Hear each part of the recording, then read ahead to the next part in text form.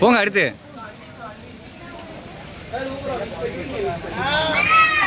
Arun sir வாங்க.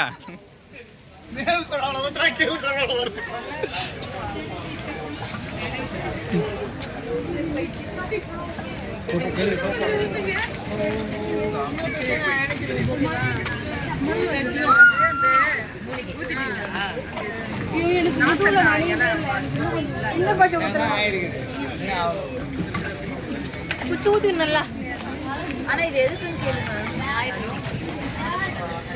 அதையும் முதிர ஊத்துறாங்க. வாயில ஊத்துனால ஏன் முதிர ஊத்துறாங்க கேளுங்க.